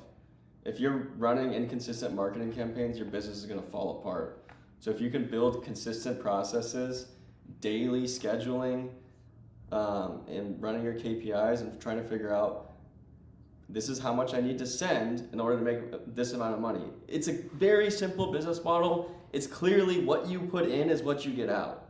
If you're not putting in consistently, you're not going to get out consistently. So that's where I see people falling apart. If you're not consistent with your marketing, you're going to fall apart. That's all I have to say. Yeah. I'll chime in real quick. Look at guys, it's also a hell of a lot easier to be consistent. Like discipline is kind of a finite resource. We only have so much of it. It's a hell of a lot more simple to stay consistent in your business if you're actually seeing results. And I sound like a broken record, but it's like if you're going through YouTube University or going through these cookie cutter programs, dude, every month we hear from people that are tens of thousands of dollars in the hole and they're 6 months in or a year in and they want to give up. Start with the right playbook, like invest in your education or partner with someone, make a friend, go to meetups, get some way to get plugged in with people that are successful at this stuff and really live and breathe it. And you should start seeing traction like 3 to 4 months in. It doesn't mean you're rich. It might not even have any deals closed yet, but you'll have leads coming in, contracts coming in. There's so many people that have cheaped out on the information that go through all the cookie cutter programs and they come to LIA with their tail between their legs and they're like, oh, it's not working. I want to give up. It's like, well, dude, you're listening to people that don't even run this business. Most of these talking heads, they just fund people's deals and they don't even run an operation anymore. If you're not in the trenches living and breathing this stuff, how can you teach people? In fact, some of these educators have been sued for ripping off other people's programs. So it's just this weird circle jerk where everyone's shouting the same thing, but they're not even doing it. And it doesn't even work anymore. If you're in the chat and you've gone through one of those programs, you don't have to name anyone, but like, do you guys know what I'm talking about? The game has changed. And so it's a hell of a lot easier to be consistent when things are trending in the right direction or working like gangbusters. Yeah, very much agree. Amen. Yeah, one things I want to point out about the road frontage scrub is not just for big deals. It's also for small deals. If you're going after infill, what's important? It needs to be buildable, right? And who decides if it's buildable? The county or the state. They usually have regulations on how much road frontage a parcel needs in order to be buildable. So even if you're going after infill, you might want to set, you could research the county, or you could just set like minimum 50 feet of road frontage, 100 feet of road frontage, just to be sure that you're getting parcels that aren't these flag lots that basically are completely useless, right? Yeah, anything to add there? Yeah, like infill setbacks are very important. So yeah, if you're targeting like a half acre or anything lower than that, you need to calculate what road frontage you need in order for you to be able to fit everything you need. Always be careful when you're going under 1 acre. Like, you need a specific amount of length between your leach field on your septic system and your water well.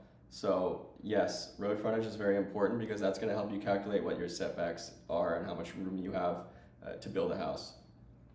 If you have a 30-foot wide road, there's a chance on your 1/4 acre lot that it's absolutely useless. I'm going to answer a couple questions in the chat.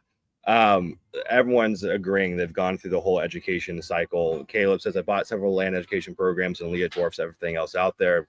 Jerry says there's only one LIA. Look, at LIA's expensive. It's a $10,000 program. We don't mess around with. We know who are like $250,000 plus in their first year if they follow everything that we outline. And so I don't know your name, Mans with 2 Z's, flop 10,000 mailers. Click that link down below. Get on a call with our team. Whether you join LIA or not really doesn't matter. We'll show you the playbook. We've built out a whole presentation that we'll walk you through. We can at least show you the gaps in your system and do like a bit of a land audit on your business. And we're happy to do that. Yeah, sounds good. I got really lucky. I saw Sumner on YouTube through the great YouTube algorithm, and I just bought his course. So I consider myself very lucky that I chose the right program at the beginning. But yeah, so guys, I just want to remind you also that all of our AI scrubs are completely free, and they will continue to be free. We have plans on releasing a lot of others. We do plan on adding a slope scrub fairly soon, probably in the next 2 months, probably maybe a little sooner. And yeah, again, totally free. We're very committed to adding as many scrubs as we can and passing on that value to you guys. So Rylan just stepped out. So another thing I want to point out, guys, is we've added the contour layer. So we're not in like a super slopey area. I guess, over here we are. Actually, we kind of are. But we sort of attempt to show it every 20 feet, give or take. It kind of depends on the area. But yeah, it just looks really, honestly, very cool. So I just want to point out that is something also we've added, among many other things, into the platform since we did a live stream. So yeah, Sorry, Kyle. The for some reason I'm now in a smoothie shop. They're just constantly blending things in the background, so the reception, the sound is terrible. I want to touch on some of the new market selection stuff that we're adding in with the infill and the subdivide, so we can touch on that. Like Kyle mentioned, we've got a slope scrub that's coming here shortly, which will be 100% free to use. Pete says he spent $50,000 on education, and Leo's a small fraction that got 10x the results. Yeah, that's bonkers, man. I think I know what program that was. $50,000 for land education is obscene. Man, to answer your question, yeah, Leah's no joke in terms of the fulfillment. Like, I think the playbook that we run is entirely different, but also the fulfillment of the education is next level. But it's not for folks that want to dip their toe in the ponds. It's a two-way street. You have to engage with the resources, and there's a boatload of resources. 300 plus hours of course content, 11 coaching calls per month. 4 coaches inside of LIA that are the real freaking deal. I've said this time and time again. I don't think there's anyone that's at the pace that Rylan's at inside of his business. He runs the Wednesday coaching call inside of LIA. One thing that I wanted to shout out real quick too. Let's give a quick just applaud for the Land Insights team. They're not on this call, or not all of them are on this call right now, but our team is insane. And honestly, you see us talking on here, but we're a small piece of this puzzle. People like Ari, people like Pete, people like Coach, people like Bodie, people like our entire engineering team, people like Diego. It takes a village to make this happen. There's part of the Land Insights team right there. A lot of the team's actually out in Scottsdale right now. Ari's at the Land Profit Generator Conference or something like that in Florida right now. So I applaud you guys. It's a hell of a thing that we pulled off, and it has a lot to do with you guys. And as you guys see, Coach in the chat, Coach just joined on the Land Insights team as well. So he helps run the demo calls for folks that want to check out the platform. Anyways, let's give it a crack. Let's go and check out these new market selection features. Does that sound good, Kyle?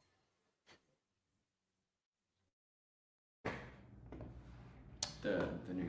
Oh, the new acreage ranges? Yeah. Must be talking about Yes, that. yes. So that is, yeah. So guys, you can see we have tons more. So we've added a whole bunch that pertain to infill. We've added some that pertain to subdivides, and honestly, just taken all the customer feedback about other ranges you guys want to see, and we've definitely integrated that. So let's see. I mean, here's an example, right? So this is just basically an infill one. So yeah, we've added tons, and if you have any more, we can definitely add it. It's not a big deal. So I think that's like the main thing we've added in terms of just more ranges. Yeah. So most of what we teach inside of LIA and most of what our users play in is what we call this rural recreational, rural infill world. Usually like 2+ acres to like infinite acres, but we do have some infill people, some people that want to pursue subdivide. So we've added some new market selection acreage ranges inside of there, so you guys can find kind of more niche pockets for certain kinds of properties. You know what I want to do here, guys, before we wrap up, and I appreciate everyone sticking along. It's been a tough call with the internet, and I apologize for the bad audio. It was very unfortunate that the internet went out this morning. I wanted to just go through, Rylan, Kyle, myself, and maybe just talk about kind of state of the union for the land business, what we're anticipating this year. Obviously, the stock market pulled back big time. There's some fear out there in terms of the economy right now. So we can talk about what we're seeing and then maybe what we think is on the horizon. You know, what's interesting is that, like, I actually think while there's a little bit of uncertainty and fear out there, we're having our best months ever back to back. Like, this year has been really strong on the dispo and the acquisition side. 2023, the business turned. The business changed pretty substantially in 2023. But things are looking pretty damn good on our side right now. Now, I think to survive in this market, there's a couple things that I'm seeing. One, you got to be a sniper. Okay. There's a gal named Kay Walker, who I guess you guys have seen on calls here. She's got a $540,000 pipeline profit biz right now. She's got a ton of deals, some selling, some listed, some under contract. And she's sending out 2,500 mailers per month to get that. That's about $1,200, $1,300 in marketing to build $500,000 of pipeline in under 12 months. That's pretty bonkers. And so I'm saying that you absolutely have to be not only a sniper in your marketing, but you have to be so critical of your marketing. If channels aren't working, if markets aren't working, if pricing strategies aren't working, if your letter copy isn't working, cut it. Find what's working and just do that. And that's why inside of LIA, we talk about casting a wide net initially, seeing what clicks in terms of regions or pricing strategies or markets or what have you, and then doubling down on that. The two marketing channels that I'm most bullish on right now, direct mail and cold texting, we're seeing the best numbers for those two channels. They're crushing for us, but you've got to be very, very critical. And if you're not tracking the ROAS on your marketing channels, you're a lost puppy in the world. Your marketing has to be performing. If you're not getting consistently 7x plus on your ROAS, $1 in, $7 out or more, something's got to give. You got to solve that problem first. There's too many land investors that are lopsided on their marketing, and they're not looking at the writing on the wall. For example, sorry to call you out, but Mans, you're 10,000 mailers down with nothing to show for it. That's fine. You can course correct, but I see too many land investors that aren't course correcting. They're hoping and they're praying and they're taking themselves out of the game. So you've got to be an absolute sniper, double down on what's working, avoid the rest. Okay. The next thing I'm saying is that dispo is definitely harder if you're in the wrong markets. So I think the market has softened a little bit. We're still, but we're saying no to more markets than ever before. And the big shift for us is we've become very strict on the realtors that we work with. So to get these quick dispo turn times, 60 days and less, we're only finding A+ realtors, which has created a lot more work for our team. But we went through and tracked all of our dispo listings for 2024. All the ones that were sluggish were with the realtors that we should never have worked with. And so we're becoming much more critical, whether it's a double close or a cash close. We've also changed our realtor management system. So every single week, we're sending out a kind of like a check-in report to our realtors and having them track KPIs they have to send back to us. And that level of accountability has been a game changer. But we're also being able to see, hey, you had 10 showings. I need you to go follow up with those leads. So we're treating our realtors like they're dispo managers. And some realtors don't like that. That's cool. They're the wrong realtors for us. But no longer can you give a listing to a realtor and set it and forget it and let them do their thing. Some you can, but it's like there's like 20 people in the US that you could do that with. So an extreme level of management with their realtors. And I think the bar has really been raised in terms of the presentation that you have to bring to market with their listings.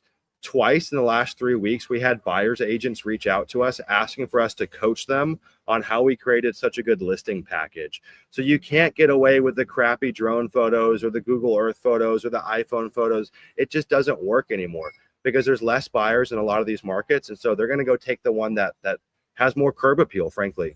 We're also spending a little more money on our properties, okay? We're getting into doing some brush hogging on our properties to really make sure the curb appeal is perfect when they pull up. All the small stuff, like putting signs on the properties, all that stuff, it's mattering more and more if you guys want to hit quick turn times. You just can't be set it and forget it and be sloppy in this business. And again, this is an arbitrage-based business. So the low-hanging fruit over time gets taken and the skill bar has to raise. And so you got to catch up with that. Rylan, I don't know if you've got anything else to add to what I shared there in terms of state of the market, what you're seeing right now, and what's helping you guys be successful. I've been tracking interest rates a lot, mortgage rates, just because I own a house now. I'm looking for a chance to refinance, but January it was like creeping up on 7%. Now we're back down like half a percentage point. A lot of people are predicting it's just kind of going to stay flat. There's not going to be a lot of movement. So I guess going into spring, obviously we're going to have that seasonal pickup in listings. Me personally, I was hurting with a few properties I owned. My portfolio was growing significantly and I was worried about cash. But now everything's starting to pick up. We're getting a lot of offers right now, just going into springtime. So right now is a good season to be marketing because we're approaching summer. Summer's always good. Stock market's doing horrible right now. Everybody's scared to invest in the stock market. When people are scared to invest in the stock market, commodities go up. That's why gold and silver are up right now. Land's a commodity as well. People have interest in land. So I'm never really fearful of land itself. So everything's looking like it's going to be stagnant for a while. So I'm banking on this seasonal push. So we're increasing more spend into our marketing and our team, obviously. And then always make sure you're choosing the right markets. I'm pretty well connected with some developers out here. So what they're seeing development-wise is interest rates are high. There's not a lot of deals in these big cities like Phoenix or Vegas. And there's a lot of demand out in the Sun Belt states. So like the South, everybody's flocking in there. All these manufacturers are putting factories out there. So if you can get big acreage out there, everybody knows it's a valuable asset because everybody's building factories in these southern red states. In the Sun Belt states, so Texas, Georgia, Alabama, North Carolina, South Carolina, everybody loves that stuff right now. So yeah, there's a lot of activity out there. There's a huge housing shortage and commercial real estate investors are looking out in those areas because they're screwed over in their big metro markets because everybody's happy with their interest rates that they got locked into. So now they're just trying to source all these off-market deals, which gives us an incredible opportunity to go source them those deals. Yeah. So on that note too, we're pretty particular about the kinds of deals that we're picking up. So I think when there's fear in the market, rural rec land always does well. People flock to that. Your little 1/10 of an acre infill lot, if interest rates are high and they're trying to get a construction loan, they might be gun shy to do that. So make sure that if you are picking those deals up, you're picking them up at incredible discounts. We've had a lot of success with commercial inventory this year. In fact, we just listed a deal. Buy for 50. We're all in at 52 after closing costs, just listed at $299,000. And this is a deal that I think other investors are passing on because they didn't see the value in the zoning for that submarket that it was in. So just you're looking for where there's gaps, right? You're looking for where people are still looking to pick up inventory. In terms of Cleo's question, how would you suggest finding the best realtors? Yeah, it's a great question. So we have a realtor database inside of Land Insights for the best realtors and for double close agents. We've spent a lot of time to build that list. Outside of that, if you're not using Land Insights, you should be trying to get warm introductions from other land investors that have verified that this is a good realtor, okay? So use Discord or Facebook groups or whatever. Try to get those warm intros. A simple criteria, though, to look at is like, it's dumb, but it's real. Okay. How responsive are they when they reach out to you? Okay. They're going to show their best colors when you first reach out. So if they're slow to respond to you, they're going to be even worse when you're 6 months into a listing agreement working with buyers. I want to see, do they have a drone? I know that's so stupid, but if they have a drone, more than likely they're familiar with listing land deals, okay? A drone is a weird kind of caveat to have. And then going and looking at their kind of inventory of listings. So are they mostly listing land? How many listings do they have? Are they the best performer within the brokerage that they're a part of? You know, things like that. But a warm introduction is a great way to circumvent the hard process of finding good realtors. But again, you can have a great realtor, but if you're not managing them like a dispo manager, like you almost want to manage them as if they're a team member, you can still get skunked. Entropy starts to take over and they just get sloppy and they start forgetting about your listing. So you need to be making sure that you're doing weekly or bi-weekly kind of check-ins and holding them accountable. It's literally completely changed our dispo game just by getting better at that and having a system around it. And then interpreting their KPIs. We're tracking how many calls have you had, how many showings have you had, how many verbal offers have you had, how many contracts have been sent. And then we're giving them feedback on what they should do based off of that. One of the things I'm not super bullish on doing for every listing, but it's certainly an option. I know LIA members that are having success with this, is doing your own demand generation for buyers. So when you guys pick up listings inside of Land Insights, yes, and you could go Skiptrace LLCs that are buying a lot of volume in certain markets and go give them a call or send them a text. You have to make sure you adhere by the regulations for soliciting through text. So be careful. You can't solicit in the same way that you might be familiar with for trying to sell something to someone. So make sure you understand the regulations. But I'm a big fan of like a cold call or like just a simple broad text. It's not 100% of the time that you're going to dispo deals that way. But if you guys have like development inventory or commercial inventory, hitting up the LLCs has been pretty fruitful for us. Because in any given market, there might only be like 5 to 20 potential buyers for that deal. So don't make them come to you, just go directly to them. And then obviously neighbors can be good buyers for inventory as well. And then on top of that, don't make the realtor create your listing package. So we make the realtor take the photos, but we list and design, or we do all the designing of our photos inside of Land Insights, and we create like best in class listings because of that. And we write our own listing copy because most realtors' listing copy sucks. It's a small thing to do, but it makes a world of difference. If you're selling to retail buyers, they're very emotional, right? You got to catch their interest in a listing. And then same thing when they drive up to the property, you've got to catch their interest right then and there.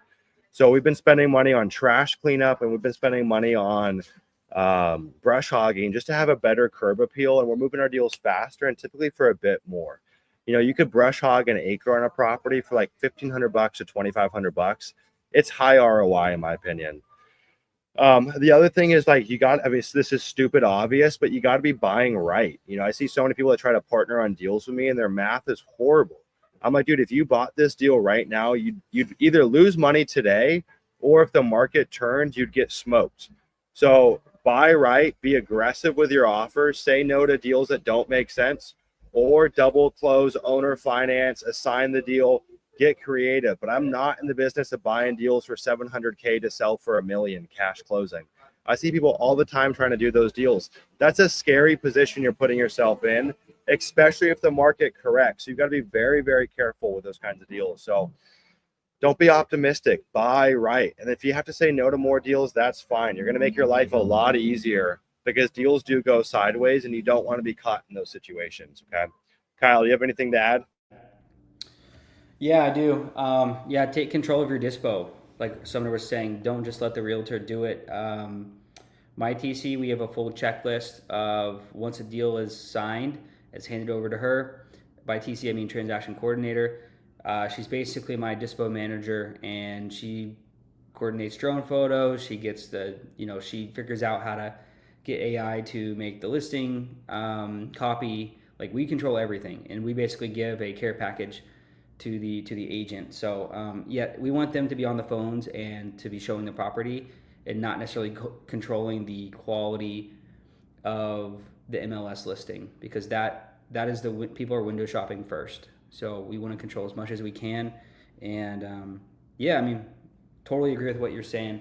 Also, Round had to step out. He's actually has an appointment right now. So it's just me and you now. Beautiful, man.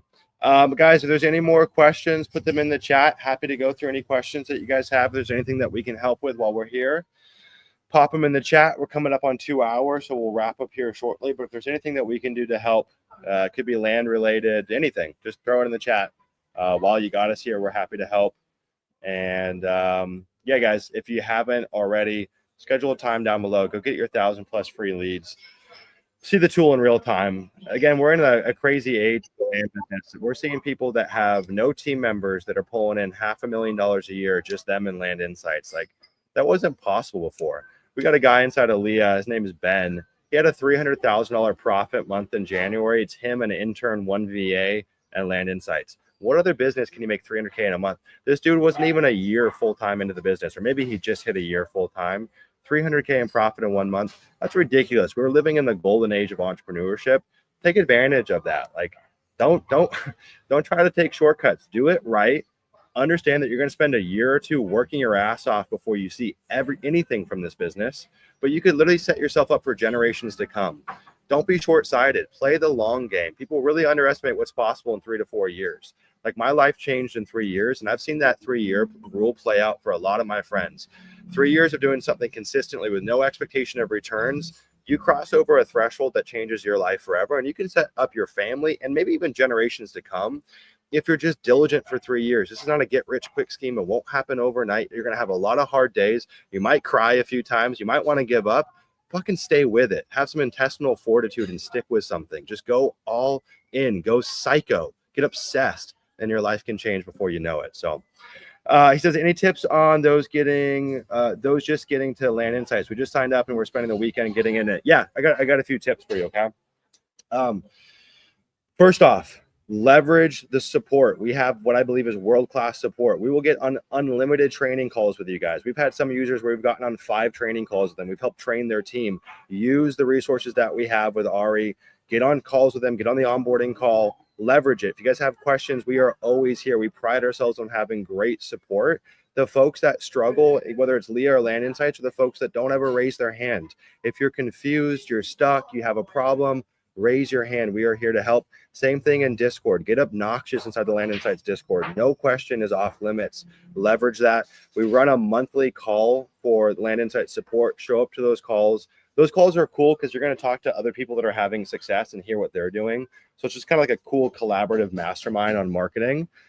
And then we have a pretty insane course for Land Insights. Make sure you guys go through that, like, through and through, 100%. Like, do not skip through it. Land Insights is a complex tool. There's a lot of bells and whistles in it. There's definitely skill to using it correctly. So understand there's a learning curve, but we're here to help every step of the way.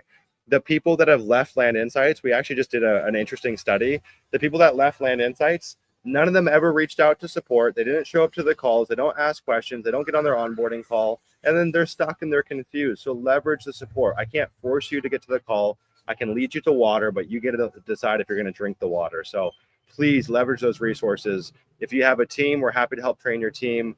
We're all in on it. So thank you, Shanti. It's the kind words. I appreciate it. I live and breathe this stuff.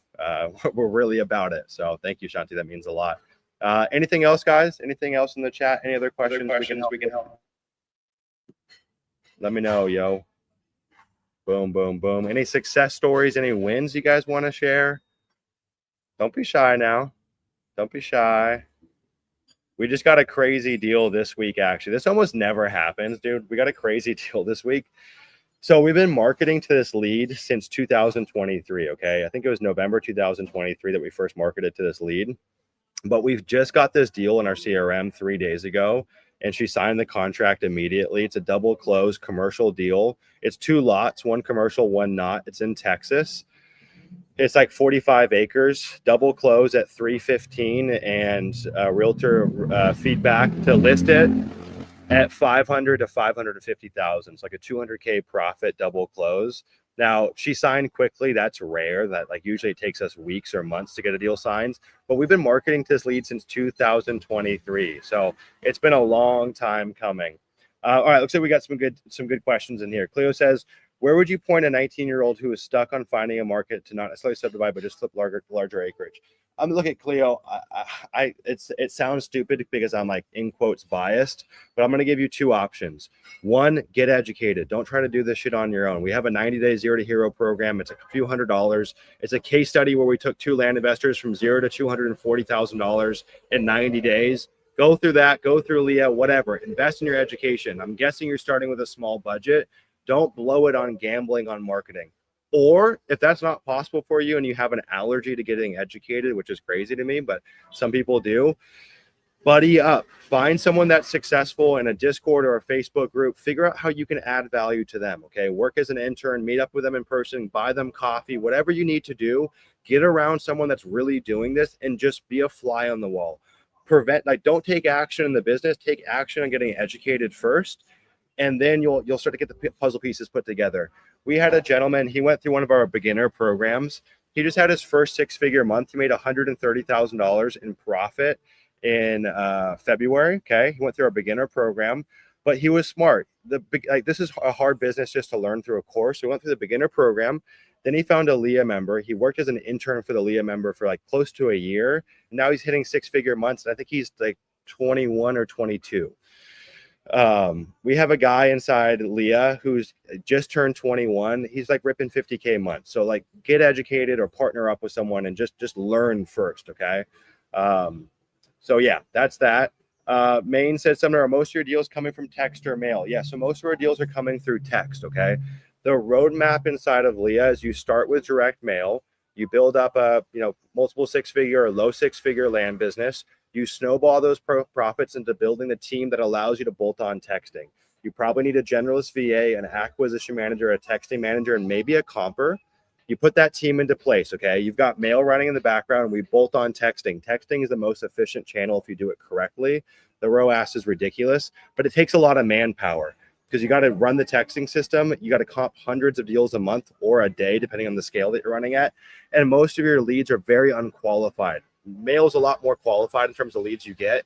So you need an acquisition person because it's a lot of work of filtering through a lot of bad leads to find the few good leads. And you've got to have a really good acquisition system and skill to convert these leads. They're much harder to convert because there's a lot less trust there, okay? They're like, who's this person texting?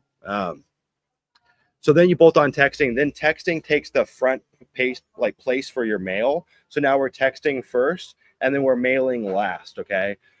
So you might be mailing the non-responders or the bad numbers, or what we've really moved to in our business is being much more of a sniper. So we're sniping the right kinds of properties for mail, and then for other channels or for other like lower value deals or leads or what have you, we're using cold texting and cold email on the front end because it's so cheap to hit them there, and we have the support to whittle it down and run those systems.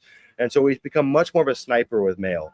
Mail is very efficient for sure, but if you have the infrastructure, it's not the best channel to make your first touch with because it is costly, right? So we whittle it down with other channels and then put mail towards the back end of that. And as you get more advanced, you'll add cold texting, then cold calling, then cold email, and then something like mail towards the back end, or you'll cherry pick the right properties, okay? Caroline says, what is the beginner program? Yeah, it's the 90-day zero to hero program. Caroline, I'll put it in the chat for you if you guys want to check it out. It's a few $100 and it's an over-the-shoulder program where we took Dennis Yasko, who is brand new, and we scaled them up to $240,000 in 90 days, and we documented the entire process A to Z. So it's a 12-week program. It's not coaching, it's just a course, but it's a great way to go get your first deal. We've got a lot of folks that have gone through that. They go land a deal that makes them 20, 30, 40K, and then they parlay those profits. They join LIA, and then they take off from there, okay? Kyle, anything you want to add to that on the education side? Feedback, ideas, concepts? Yeah, Sumner. I mean, I think the playbook that you laid out is the right playbook. I mean, especially starting mail first, that's very important because as a beginner land investor, you're just not going to be good on the phones. You're not going to know how to comp properties, and you're probably not going to know how to essentially deal with less qualified leads. So mail always makes sense first, and like you said, once you get to a certain level, you need to scale up to texting.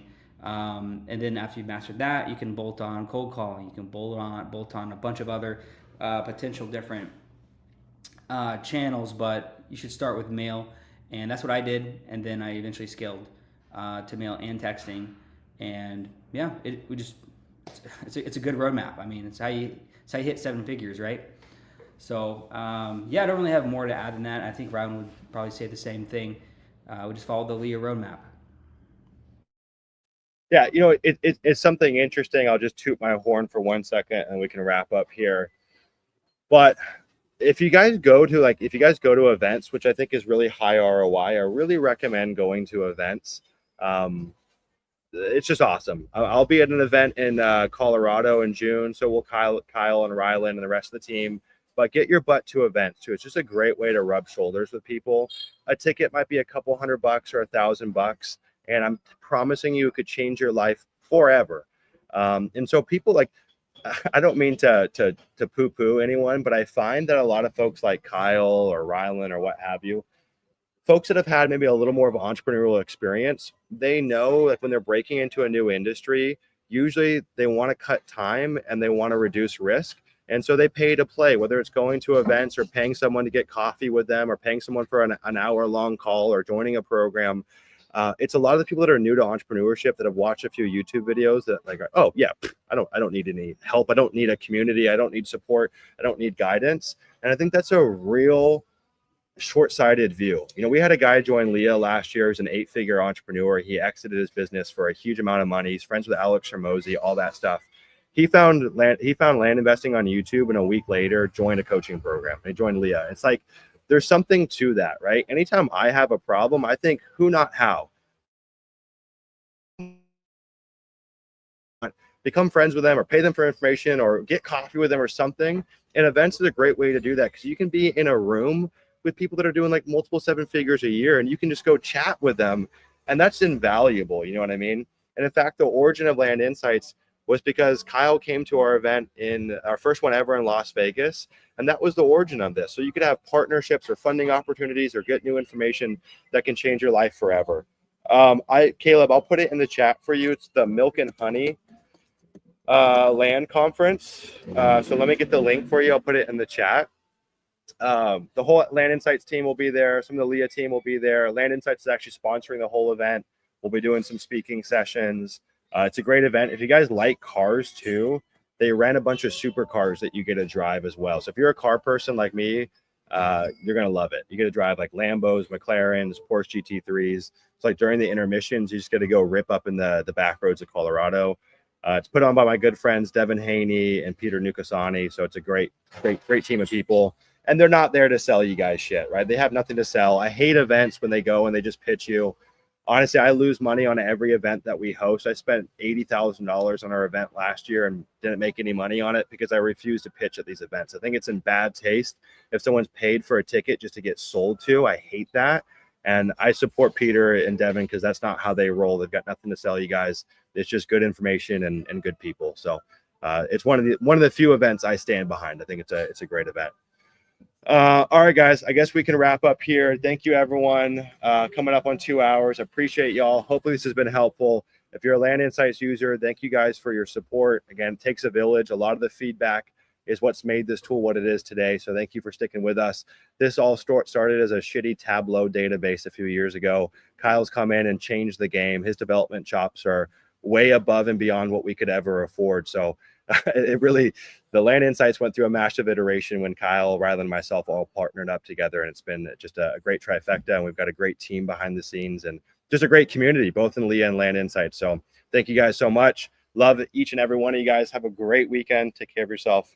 We'll wrap up here. Cheers, guys. Bye.